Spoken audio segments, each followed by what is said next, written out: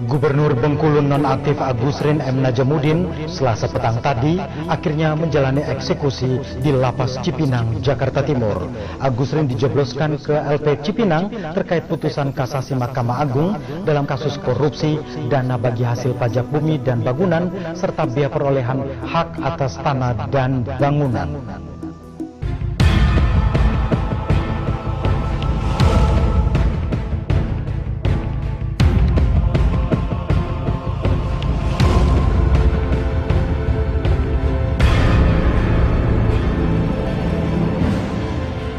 Eksekusi oleh Kejaksaan terkait putusan kasasi Mahkamah Agung yang menghukumnya 4 tahun penjara. Saya walaupun tidak bersalah, saya akan patuh dengan hukum yang sudah ditetapkan. Saya akan patuhi dan akan saya jalani hukuman itu. Hal ini sudah saya sampaikan ketika putusan itu dibacakan.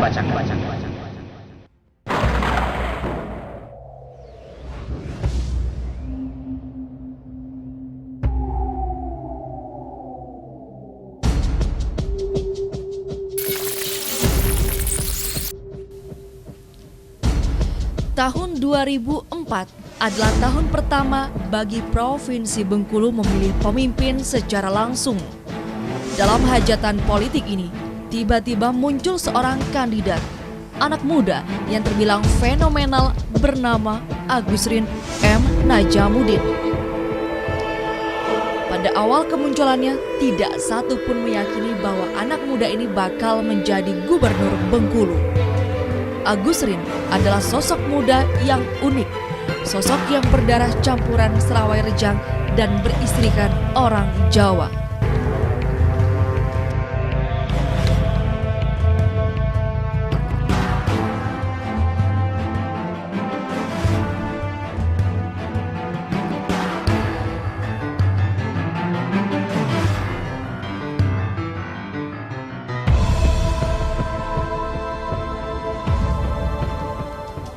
Dengan berbekal turunan yang lengkap, anak muda ini merangkul ribuan jaringan keluarga yang tersebar di seluruh kabupaten dan kota. Agusrin juga mampu merakit mesin politik yang efektif, mumpuni dan berhasil menghantarkannya menuju kursi BD1. Agusrin anak dusun dari Desa Anggut, Bengkulu Selatan, sekaligus cucu pendiri Provinsi Bengkulu, Sultan Yakub Bahtiar, yang pernah menjabat sebagai Ketua DPRD Bengkulu Utara. Kakek Agusrin, Sultan Yakub Bahtiar, masih keturunan Rejang dan salah satu turunan Raja Pagaruyung, Sumatera Barat.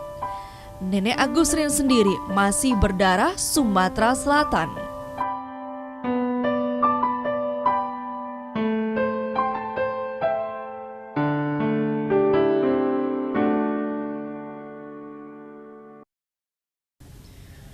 Berpasangan dengan Ustadz Syamlan LC yang saat itu merupakan kader PKS, Agusrin Syamlan berhasil mengungguli saingan lainnya melalui kampanye melelahkan sampai 2 putaran pilgub.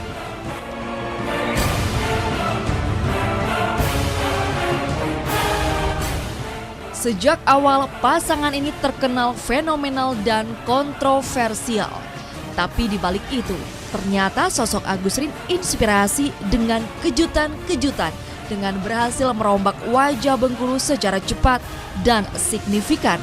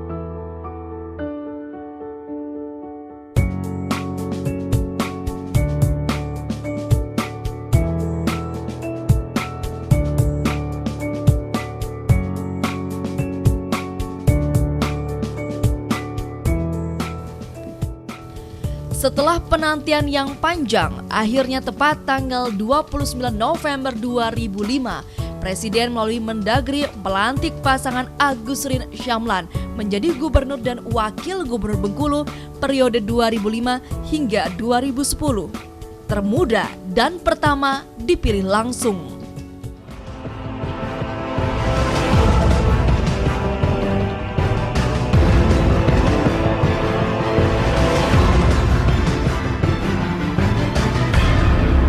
Sosok kontroversial ini melakukan hentakan pertama sebagai gubernur termuda di Indonesia dengan memperjuangkan pola pembangunan berkelanjutan dan tidak sepotong-sepotong seperti pola sebelumnya atau dikenal dengan istilah pembangunan tahun jamak multi-years yang awalnya ditentang banyak pihak karena dianggap mustahil dan belum pernah terjadi di Provinsi Bengkulu. Aksi-aksi pro kontra terhadap program ini menghiasi awal pencanangan program ini.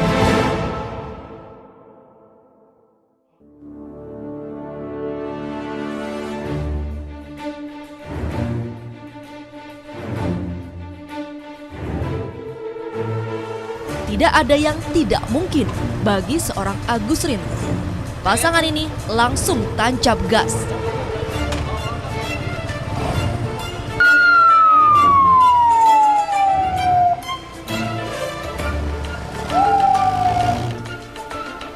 Beberapa program yang manfaatnya dirasakan langsung masyarakat antara lain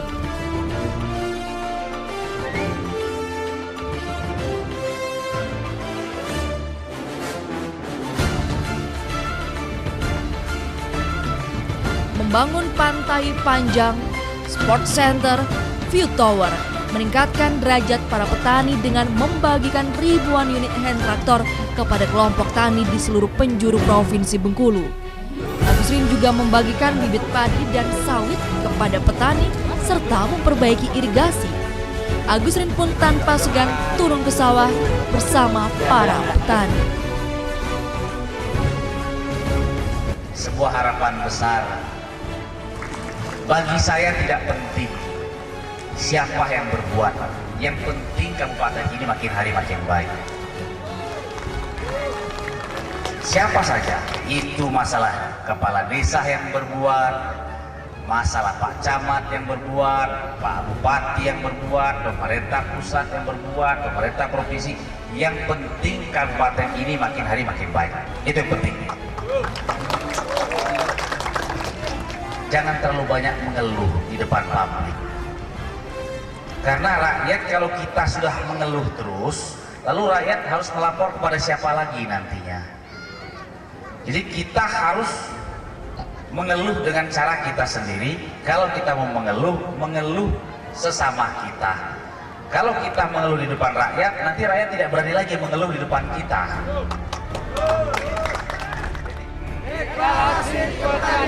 Kami seluruh kelompok tani Kabupaten Negeri Lebong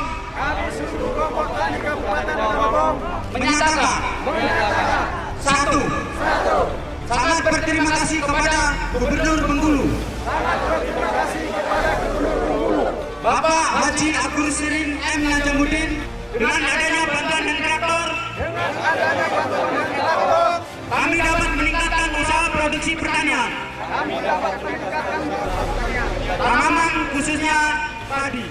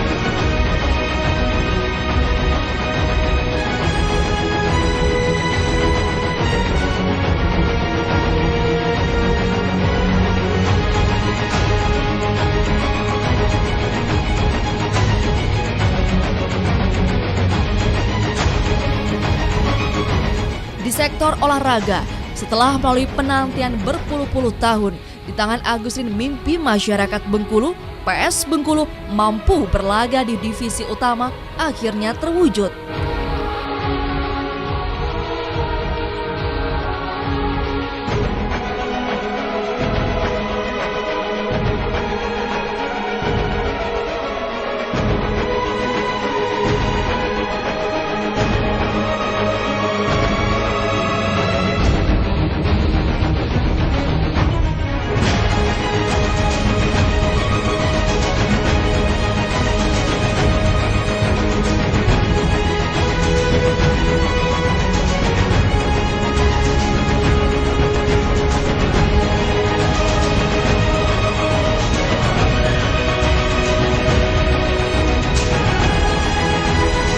Agusrin juga merombak manajemen Bank Bengkulu hingga menjadi bank modern yang meraih laba berlipat untuk Provinsi Bengkulu serta membangun gedung-gedung baru demi merangsang pergerakan pertumbuhan ekonomi lokal.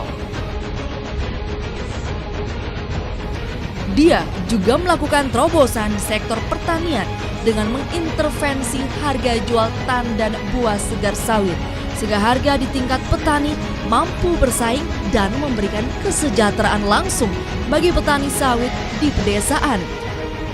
Tak lupa, dia juga membagikan ribuan motor untuk penyuluh pertanian.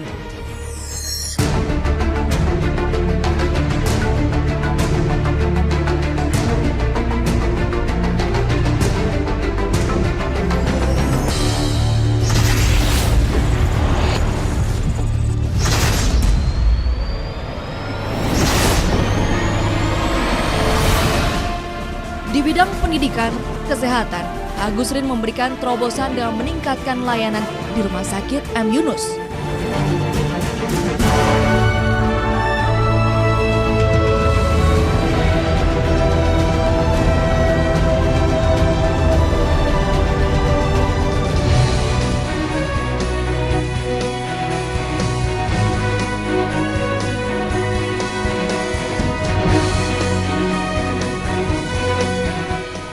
Dan dengan merangkul Universitas Indonesia, pemerintah daerah menyekolahkan anak-anak Bengkulu untuk kuliah di Universitas Indonesia. Gebrakan Agusrin di bidang pendidikan yang fenomenal adalah membuka fakultas kedokteran di Universitas Bengkulu. Waktu itu banyak akademisi menilai tindakan Agusrin sia-sia karena tidak mungkin dilakukan. Memperjuangkan kenaikan status Tain Bengkulu dari sekolah tinggi menjadi IAIN adalah gebrakan lain Agusrin yang membawa manfaat besar bagi dunia pendidikan. Usaha yang tepat. Seorang gubernur, pemimpin apapun juga, dia harus punya rencana yang baik. Dan itu harus ada keberanian. Kalau tidak ada keberanian, rencana apa ya tidak bisa. Insya Allah ini menjadi kenyataan. Kepres akan. Ya ini ini karena perjuangan panjang. Saya kira tidak hanya sepintas akademika saja, tapi seluruh masyarakat Bengkulu merasa terharu dengan peresmian persetujuan ini oleh Bapak Gubernur. Karena tokoh-tokoh masyarakat menyaksikan dan ikut terlibat untuk memperjuangkan perguruan tinggi agama ini menjadi IAIN dan berikutnya menjadi universitas.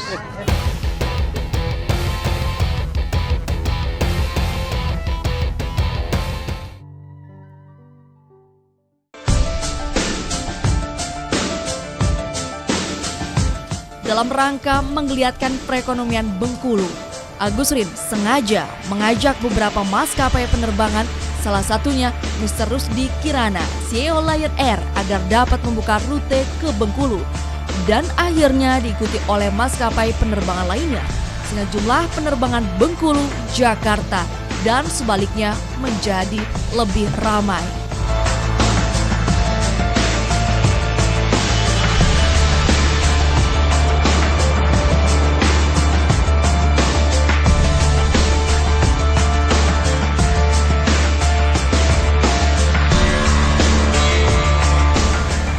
Tidak berhenti sampai di situ.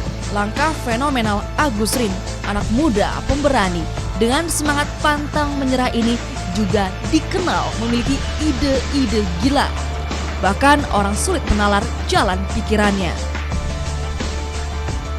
Salah satu ide gilanya adalah membuat terusan Suez Sumatera dengan membelah daratan dan laut yang kini terkenal dengan proyek rel kereta api dan pelabuhan internasional. Waktu itu dia dianggap gila karena membangun stasiun kereta di tengah hutan, padahal rel keretanya belum jadi. Awalnya ide Agus Rin ditertawakan, tapi dia sangat yakin dan percaya ide itu bakal terwujud. Dan itu terjawab dan diakui oleh dunia internasional menyusul disepakatinya pembangunan rel kereta api yang menghubungkan Pulau Bai, Muara Enim oleh konsorsium perusahaan multinasional. Penandatanganan MOU dan groundbreaking dilakukan di Pulau Bai, Bengkulu pada tanggal 8 bulan 8 tahun 2008 silam. Proyek tersebut sempat berjalan, tapi terhenti karena krisis keuangan global yang melanda dunia tahun 2008 akhir.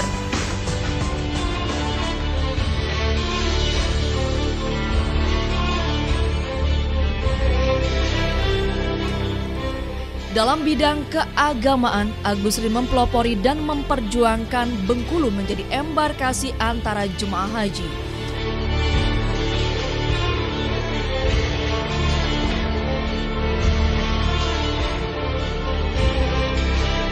Dan di bawah kepemimpinannya juga, pelaksanaan MTQ nasional sukses dilaksanakan, baik sukses pelaksanaan dan prestasi yang diakui oleh Presiden dan Menteri Agama. Kontingen Bengkulu masuk 10 besar ranking nasional.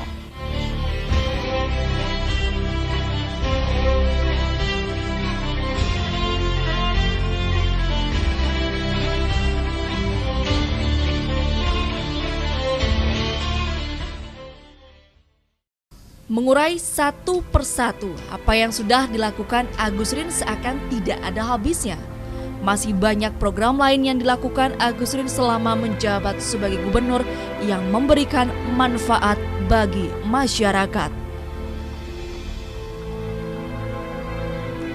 Sepak terjangnya yang cemerlang membuat banyak pihak yang tidak suka dengan gerakan-gerakan Agus Rin. Seperti kata pepatah, semakin tinggi pohon akan semakin deras diterpa angin. Tahun 2006 muncul kasus Dispendagate yang menyeret nama Gubernur Agus Rin M. Najamuddin. Semua orang tahu tidak ditemukan sepeser pun kerugian negara dalam kasus ini.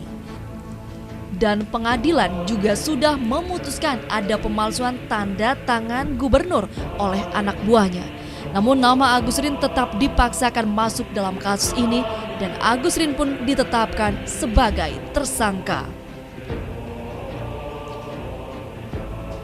Meski Agus Rin menyandang status tersangka, semangat keluarga Najamuddin untuk mengabdi membangun Bengkulu, Provinsi Bengkulu tidak pernah surut. Ada Sultan Bahtiar Najamuddin, bungsu keluarga Najamuddin. Dia berpengalaman sebagai jenderal lapangan dan pemimpin pasukan pada saat kampanye Agus Rin Syamlan.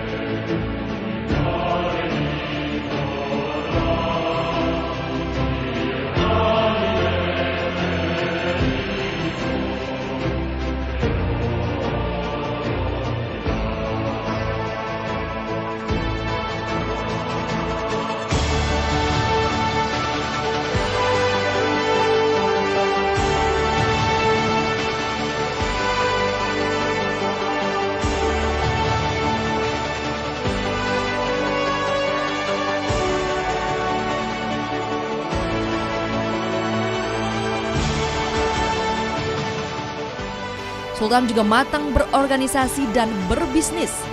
Di Bengkulu, Sultan menjadi sosok muda yang disegani dan diperhitungkan untuk maju menjadi senator mewakili masyarakat Bengkulu di Jakarta. Dalam posisi Agus Rin sebagai tersangka dan fitnah yang bertubi-tubi, tetap saja membuat Sultan melenggang ke Senayan dengan raihan suara yang fantastis jauh mengungguli kandidat lainnya, bahkan dari anggota DPD aktif sekalipun. Hal ini tidak dapat dipungkiri bahwa pengaruh politik dan jaringan keluarga Najamuddin terlalu sulit untuk dibendung. Kiprah si bungsu tidak mau kalah dengan sang kakak. Di tingkat nasional, nama Sultan diperhitungkan banyak tokoh karena keberanian dan semangatnya. Sultan yang akrab dipanggil bungsu membuat langkah berani, fenomenal, dan mencengangkan banyak pihak dengan maju mencalonkan diri sebagai Ketua Dewan Perwakilan Daerah RI bersaing dengan nama-nama besar seperti Laude Ida dan AM Fatwa. Dia nyaris terpilih, namun demikian Sultan tetap tercatat sebagai anggota senator termuda dan unsur pimpinan termuda di lembaga DPD RI. Sebagai satu-satunya pimpinan muda di lembaga tinggi negara itu, jaringan Sultan pun meluas, bahkan tercatat puluhan kali Sultan memimpin delegasi forum internasional dan melalang buana hampir ke semua belahan dunia membawa misi negara. Sebuah prestasi dan posisi yang jarang sekali diduduki seorang anak muda. Selain sebagai seorang senator, Sultan pun aktif memimpin beberapa organisasi bergengsi baik dalam dan luar negeri. Dengan usia yang masih sangat muda, Sultan menjadi sosok pemuda yang mandiri, matang, dan memiliki pergaulan luas. Mulai aktivis, politisi, sampai artis dan pejabat baik dalam maupun luar negeri.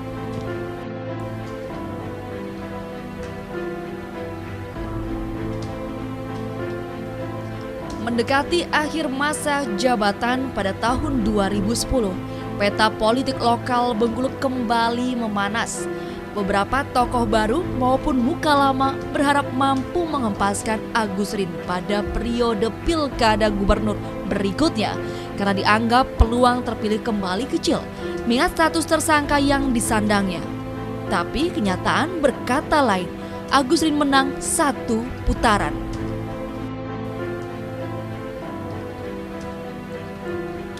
Berdasarkan survei pada saat itu, Agus Rin dipastikan menang meski disandingkan dengan siapapun. Dari semua calon wagub yang meminta dipinang Agus Rin, berdasarkan rapat keluarga besar Najamuddin, akhirnya memutuskan Ustadz Junaidi Hamsyah yang dipilih mendampingi sebagai wagub. Dengan alasan beliau seorang ustadz, tidak neko-neko dan dianggap loyal. Ternyata fakta memang membuktikan Agus Rin masih terlalu kuat. Dia bahkan mampu melenggang hanya dalam 1 putaran pilgub saja.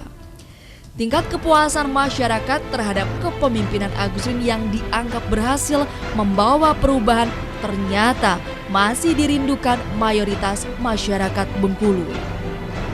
Dengan gaya khasnya yang santai dan cenderung non-protokoler, Agus Rin kembali dilantik untuk kedua kalinya. Hal ini tidak terlepas dari mesin politik keluarga dan partai yang mengusungnya yang mampu berjalan efektif. Selang beberapa hari setelah dilantik menjadi gubernur untuk kedua kalinya, dengan tekanan politik bertubi-tubi dan pemberitaan yang luar biasa, akhirnya Agus Rin ditetapkan sebagai terdakwa dan harus mengikuti persidangan dan statusnya harus nonaktif sebagai gubernur Bengkulu.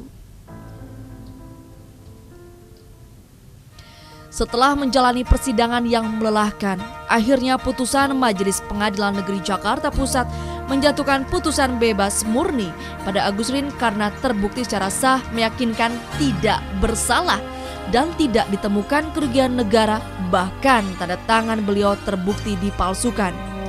Sujud syukur dan takbir pun berkumandang mengiringi bebasnya sang pemimpin.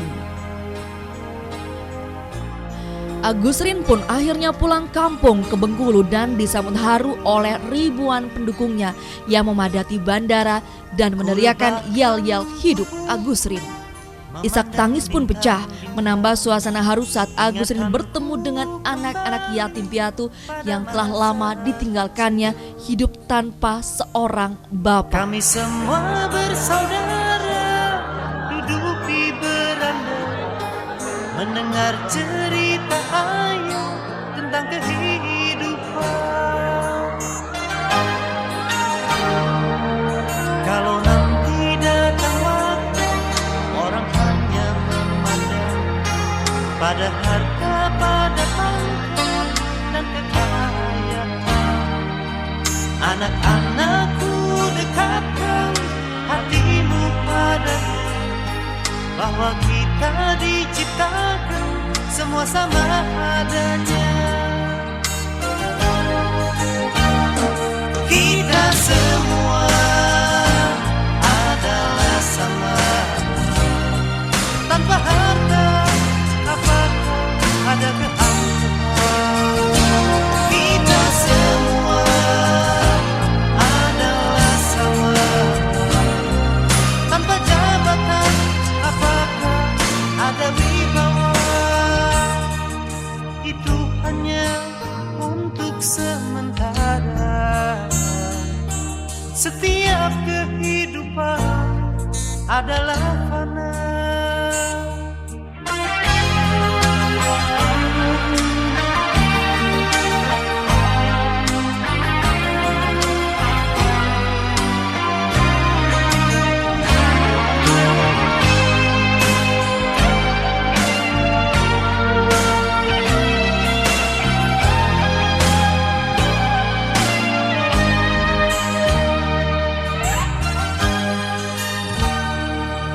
Kalau nanti datang waktu orang hanya memandang pada harta, pada pangkat dan kekayaan. Anak-anakku, kepulangan saya hari ini, saya ucapkan terima kasih banyak atas support moral yang diberikan kepada saya, yang saya lihat, yang tidak saya sangka-sangka seperti ini. Saya mohon maaf kalau anak-anak saya ini mereka tidak bisa menahan emosi karena sekian lama saya tinggal. Anak-anak saya ini, anak-anak yatim saya ini hampir 4 bulan lebih saya tinggal diurus oleh Pak Wagub. Mereka masih kecil-kecil, ada yang umurnya 6 tahun. Mereka tidak punya bapak, tidak punya ibu. Kemudian saya pun pergi ke Jakarta untuk menghadapi persidangan saya, mencari keadilan atas diri saya. Saya mengucapkan ribuan terima kasih kepada seluruh masyarakat Bengkulu tanpa terkecuali yang telah mendoakan saya dalam rangka mencari keadilan, sehingga keadilan itu saya dapatkan, sehingga sakwa sangka yang ditujukan kepada saya selama ini dapat kita buktikan bahwa apa yang telah masyarakat Bengkulu pilih kembali saya dan Pak Wakil Gubernur, dijawab pula bahwa memang kami tidak pernah melakukan hal yang tercela seperti yang dituduhkan kepada kami selama ini. Saya sampaikan pada kesempatan ini, tidak ada dendam sedikit pun dari saya, dari kami, kepada semua atau siapapun yang telah menzalimi kami, yang telah memutarbalikkan fakta, yang telah merekayasa sehingga kami dijadikan sebagai tersangka, dan akhirnya kami sampai ke persidangan. Dan alhamdulillah akhirnya persidangan telah membuktikan bahwa apa yang kami sampaikan selama ini, bahwa kami tidak bersalah, kami tidak pernah terlibat perbuatan yang tercelah itu alhamdulillah dapat kita buktikan. Ya Allah. Lelah saya menghadapi semua ini. Saya sudah jelaskan dari awal bahwa saya tidak pernah melakukan perbuatan yang tercelah itu. Saya sudah sampaikan dengan berbagai cara, tapi rupanya memang kita harus maklum.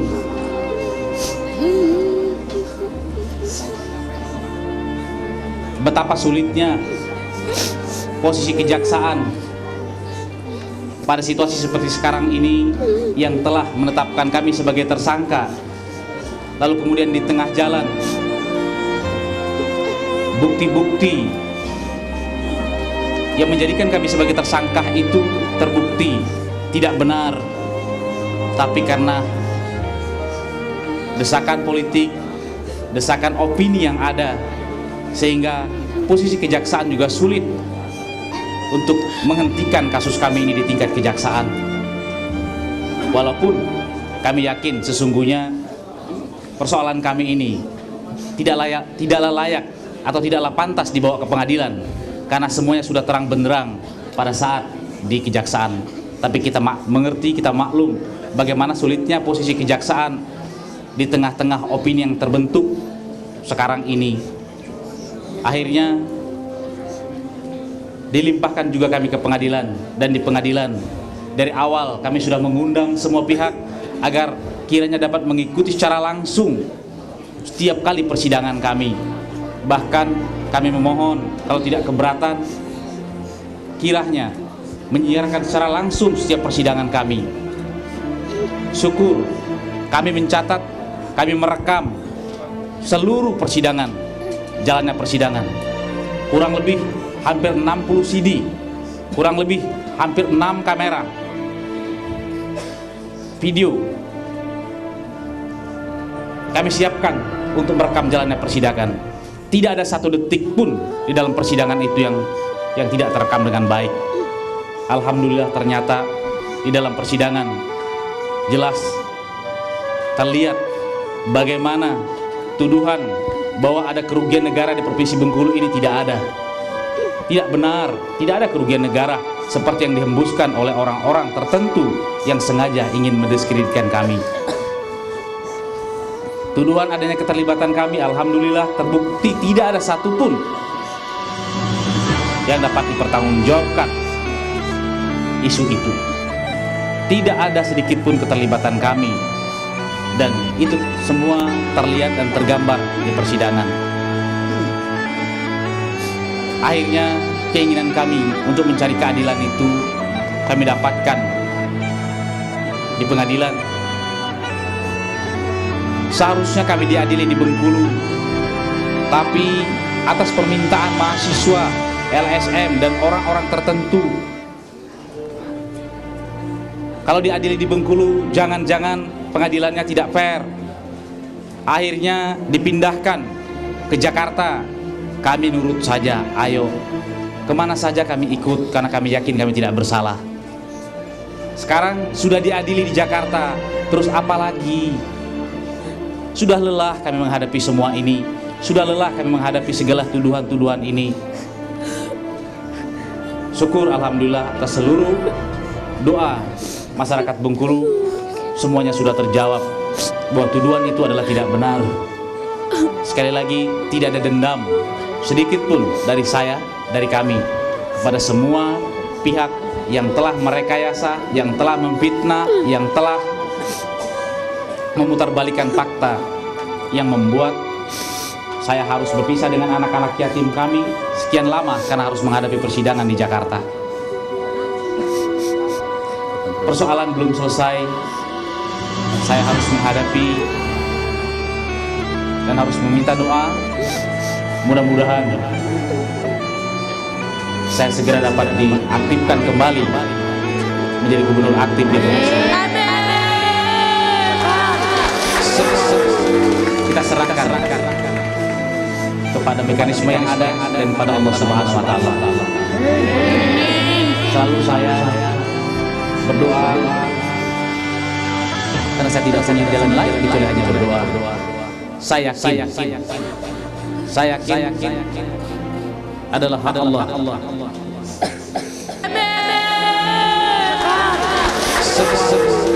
Kita serahkan kepada mekanisme yang ada dan pada Allah Subhanahu wa taala. Selalu saya berdoa karena saya tidak punya jalan lain kecuali hanya berdoa. Saya yakin adalah hak Allah untuk membalas semua kezaliman yang telah saya terima, dan adalah hak Allah juga untuk mengampuni kezaliman yang telah diberikan kepada saya. Allah.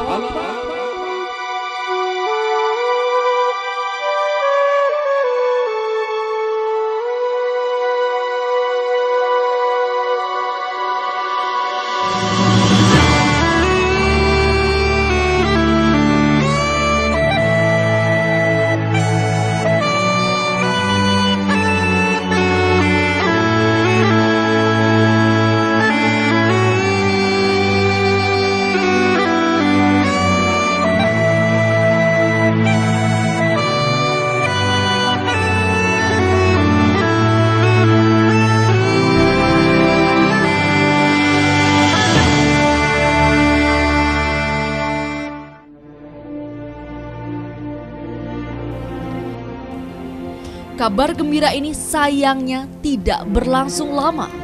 Jaksa penuntut umum yang mengajukan kasasi ke MA dan akhirnya Majelis Tinggi MA menjatuhkan hukuman 4 tahun penjara kepada Agus Rin.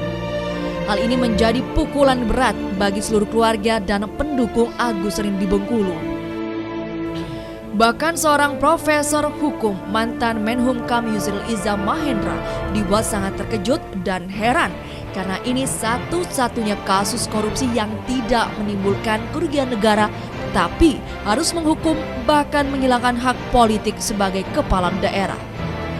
Meskipun berita ini mengejutkan, tapi Agus Rin tetap tenang menjalani hukuman, bahkan sempat berkirim surat terbuka bagi seluruh keluarga dan jaringan pendukungnya di Bengkulu untuk tetap tenang dan mendukung Junaidi Hamsyah sebagai penggantinya.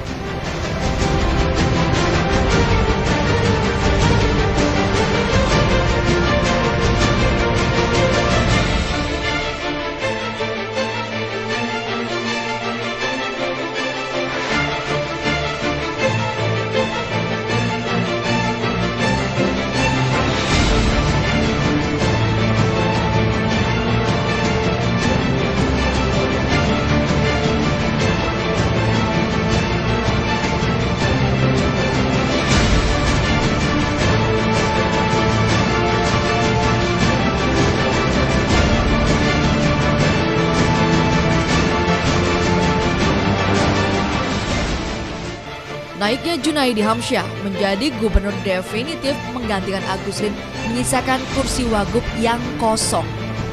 Politik Bengkulu pun kembali memanas karena kursi empuk ini diperebutkan banyak orang. Salah seorang figur yang disebut-sebut pantas menduduki kursi panas tersebut adalah Sultan Bahtiar Najamuddin. Adik kandung Agus Rin ini dianggap pantas dan layak memiliki kapasitas. Meskipun awalnya Sultan yang saat itu menjabat sebagai anggota DPD menolak dicalonkan menjadi wagub, tapi desakan banyak pihak membuat Sultan luluh dan bersedia dicalonkan sebagai wagub dari Partai Demokrat dan PAN. Mungkin saya orang pertama yang dengan memakai baju aneh seperti ini, tapi simbol ini saya mau sampaikan kepada seluruh hadirin yang hadir di sini. Saya berkomitmen. Saya berjanji akan berada di antara semua warna partai politik yang ada di provinsi ini. Meskipun warna dasar agak kebiru-biruan, tapi yang jelas ada kuning di sini. Ada hijau di sini. Kalau saya buka ada belakang dan putih di belakang. Saya pastikan insya Allah saya akan berada di antara semua warna partai politik yang ada di provinsi ini. Setelah melewati proses panjang dan sempat tertunda lebih dari 10 bulan, Akhirnya, melalui proses voting pada paripurna DPRD Provinsi Bengkulu, Sultan terpilih menjadi wagub dengan raihan suara signifikan 42 suara, jauh meninggalkan pesaingnya Dr. Dian Asyaroza yang hanya meraih 2 suara. Saya diusung oleh hanya 1-2 partai politik. Sementara ke depan itu banyak sekali hajatan-hajatan besar di publik, di daerah juga terkait dengan pemilu legislatif. Nah, saya mau sampaikan secara simbolik bahwa saya tidak mau saya menjadi kekhawatiran oleh sahabat-sahabat saya, keluarga-keluarga saya dari partai politik yang berbeda. Makanya simbol ini saya sampaikan tenang, komplit semua. Saya bikin beberapa baju yang saya mau sampaikan bahwa yang saya buat ini adalah sesuatu yang keluar dari hati, bukan sesuatu yang saya buat. Saya mau teman-teman nyaman bahwa saya bukan menjadi ancaman, saya menjadi sahabat dan kawan. Sekali lagi, ini membuktikan bahwa cengkeraman politik Najamuddin masih terlalu kuat untuk dilawan. Tepat tanggal 14 Juli 2013, Sultan Bahtiar Najamuddin resmi menjabat Wakil Gubernur Bengkulu dan tercatat sebagai wagub termuda di Indonesia. Demi Allah saya bersumpah akan memenuhi kewajiban saya sebagai Wakil Gubernur Bengkulu dengan sebaik-baiknya dan seadil-adilnya. Memegang teguh Undang-Undang Dasar Negara Republik Indonesia tahun 1945 dan menjalankan segala undang-undang dan peraturannya dengan seluruh-seluruhnya serta berbakti kepada masyarakat, bangsa dan bangsa. Prohibisi silakan kembali ke tempat. Penandatanganan berita acara pengucapan sumpah janji jabatan.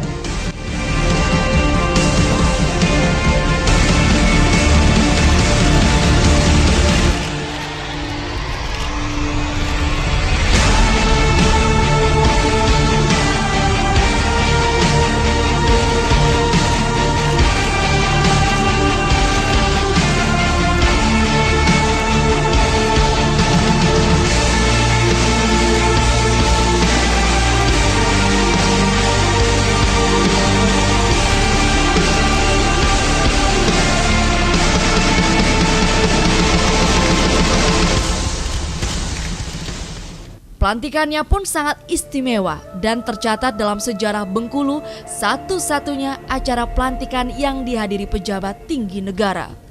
Hal ini membuktikan bahwa legitimasi seorang sultan sangat diakui dan diperhitungkan di tingkat nasional.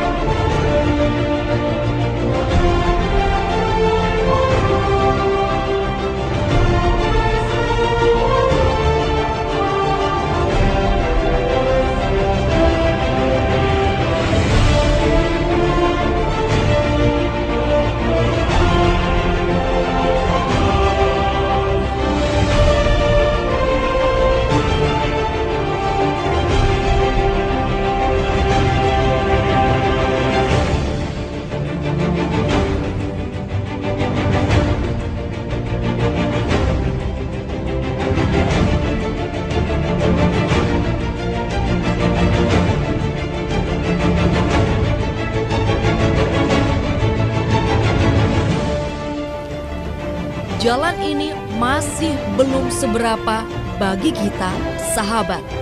Teruslah semangat demi mimpi sederhana kita menjadi legenda.